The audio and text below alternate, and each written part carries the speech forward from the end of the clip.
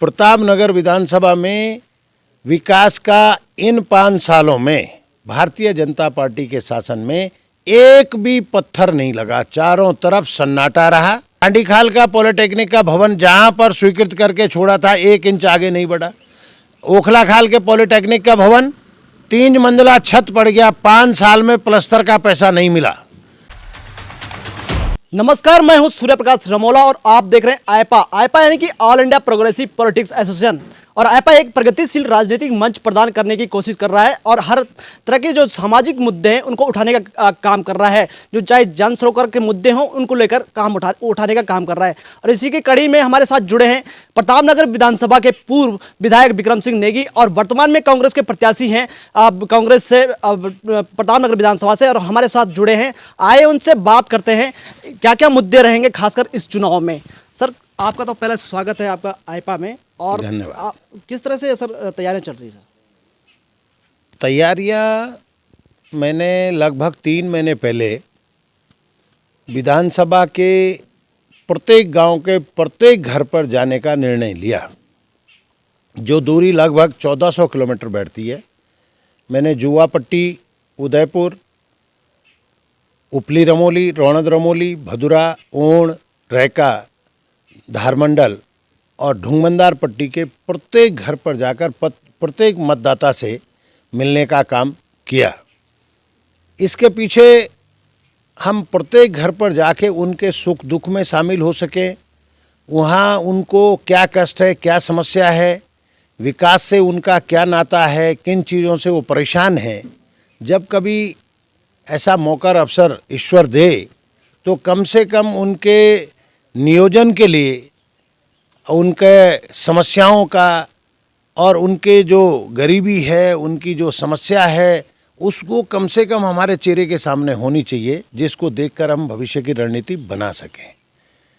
दूसरा, प्रतापनगर विधानसभा में विकास का इन 5 सालों में भारतीय जनता पार्टी के शासन में एक भी पत्थर नहीं लगा। चारों तरफ सन्नाटा रहा। जो माननीय पूर्व विधायक जी हैं, उनका क्षेत्र से पूरा आवागमन पूरा कट रहा, उनका आना जाना नहीं रहा। और लोग यहाँ तक कहते हैं कि उनका फ़ोन भी 5 साल तक बंद रहा है। अगर जनप्रतिनिधि का फ़ोन बंद रहेगा और कहीं एक्सीडेंट हो गया, कहीं कोई बीमार हो गया, कहीं कोई समस्या आ गई, कहीं किसी को कोई परेशान कर रहा है, कहीं सरकारी उत्पीड़न हो रहा है, तो लोग नेता को इसीलिए चुनते हैं अपने प्रतिनिधियों को कि ऐसे कष्ट के समय में, दुख के समय में मेरी कोई मदद करने वाला होगा।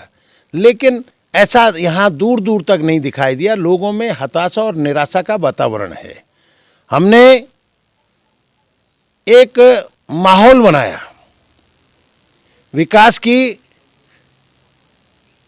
एक विषय पर नहीं, बहुआयामी विषय पर काम करना शुरू किया। हमने सेम नागराजा धाम के पर्यटन के विकास के लिए एडीबी से पैसा दिलाया। भारतीय जनता पार्टी के शासन में वन भूमि स्वीकृत न होने के कारण बहुत सारा धनराशि वापस चली गई। वहाँ हमने सड़क स्वीकृत की माजरे भाल तक, वो भी आज तक उसका निर्माण नहीं हुआ। जड़ी बूटी शोध संस्थान इसलिए वहाँ पर लाए थे कि ये विकास का आधार बन सकता है, ये रोजगार और स्वरोजगार से जोड़ने का एक साधन बन सकता है। पर उस पर एक पैसा भारतीय जनता पार्टी के शासन में नहीं मिला। वो जहाँ हमने छोड़ा था वहीं खड़ा है। और एक बहुत बड़ी उम्मीद जो लोग लगाए बैठे थे कि इससे फार्मर ट्रेनिंग करेंगे और वो जंगल में जो जड़ी बूटी हो रही उसका कैसे घर गांव में कृषिकरण किया जा सकता है, वो नहीं हो पाया। हमने 2-2 ITI, 2-2 पॉलिटेक्निक इस क्षेत्र को दिया। कांडीखाल का पॉलिटेक्निक का भवन जहां पर स्वीकृत करके छोड़ा था 1 इंच आगे नहीं बढ़ा। ओखलाखाल के पॉलिटेक्निक का भवन 3 मंजिला छत पड़ गया। 5 साल में प्लस्तर का पैसा नहीं मिला। लंबगांव का ITI बंद हो गया क्योंकि उसके भवन निर्माण नहीं हुआ, कक्षाएं चलानी कठिन हो गई। और रजाखेत के ITI में कर्मचारियों के लिए जो भवन बनने थे उनका एक पैसा नहीं मिला। और 3 विषय वहाँ स्वीकृत करके दिए थे, मात्र 1 विषय उसमें चल रहा है। 2 विषय कहाँ चले गए? भाजपा के कहीं कोई जवाबदेही नहीं दे रहा है, कोई कहीं पता नहीं कि क्या हो रहा क्या नहीं हो रहा है। हमने वानिकी विश्वविद्यालय का परिसर जखेंडा में स्वीकृत किया, लेकिन 1 पैसा उस पर आगे धनराशि नहीं मिली। आज वो वहीं मरणासन स्थिति में है।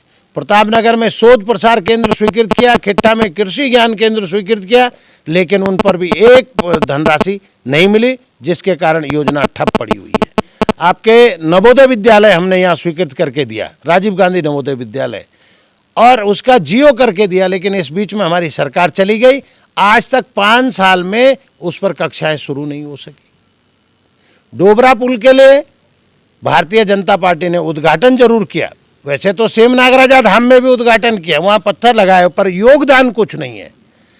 सबको पता है कि कांग्रेस के शासनकाल में डोबरा पुल स्वीकृत हुआ, उसका पूरी धनराशि दी गई।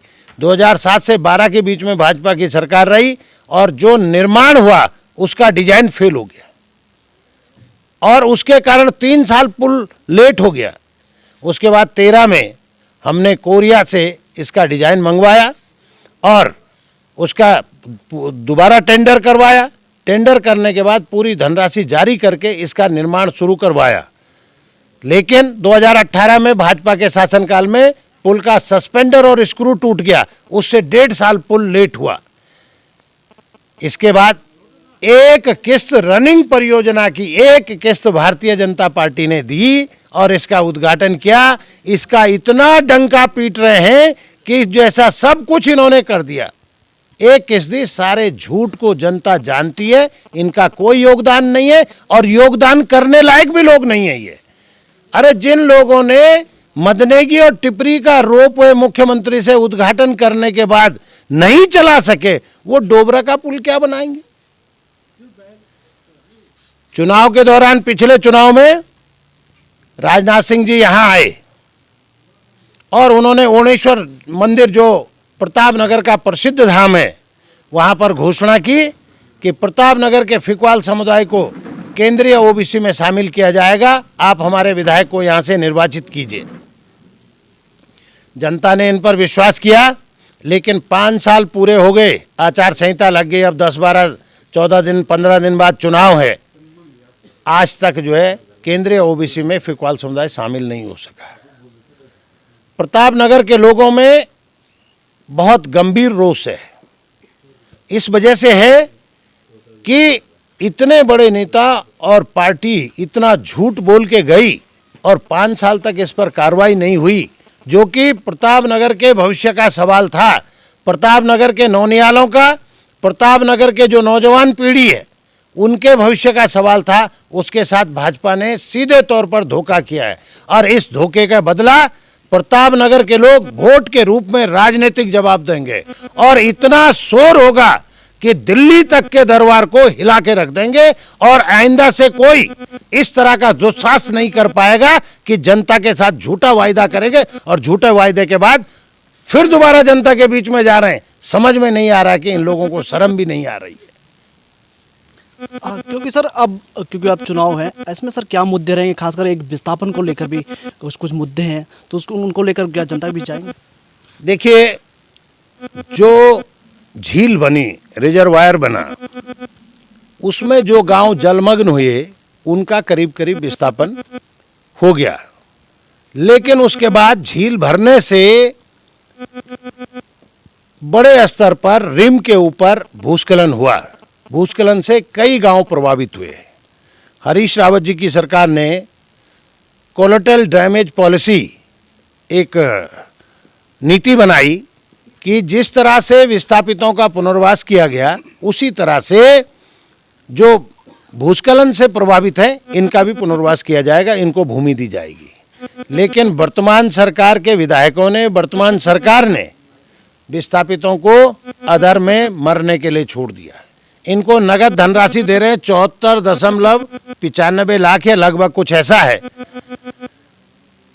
नगद धनराशि। देहरादून में 74 इतने में तो 200 वर्ग मीटर का प्लॉट नहीं आएगा, और लोगों को पैसा खा जाएंगे, लोग हमेशा के लिए बेघर हो जाएंगे, दर दर की ठोकरें खाने के लिए लोग मजबूर हैं। सरकार में कोई इनका सुनने वाला नहीं है, न पुनर्वास विभाग सुनता है, न आपका जो कमिश्नर की अध्यक्षता में कोऑर्डिनेशन कमेटी है, ना वो सुनती है। इन 5 सालों में जो भूस्खलन के लिए विशेषज्ञ समिति बनाई गई, विधायक भी उसके मेंबर हैं, वो भी क्षेत्र में नहीं आई, तो इस सरकार ने तो विस्थापितों को करोड़ों रुपए इस बांध से कमा रही है सरकार, लेकिन इनके प्रति इतना उदासीन रवैया है कि लोगों को अपने हाल पे मरने के लिए इन्होंने छोड़ दिया है। ये थे हमारे साथ विक्रम सिंह नेगी और पूर्व विधायक हैं। और आपके आईपा में जुड़ने के लिए तो पहले बहुत बहुत धन्यवाद सर आपका। बहुत बहुत धन्यवाद। और इनका कहना है क्योंकि अगर जनता इस समय 2022 के चुनाव में अगर कांग्रेस का साथ देगी तो पूर्व में जो 5 साल के पूर्व में रुके हुए अभी भी जो कार्य पड़े हैं वो भी पूरे किए जाएंगे। साथ ही विस्थापन को लेकर जो समस्याएं यहाँ पर आ रही हैं उसको भी सुलझाया जाएगा। और इसी के साथ हम आगे भी किसी अन्य शख्सियत के साथ जुड़े रहेंगे आईपा के साथ। और तब तक मुझे दीजिए इजाज़त।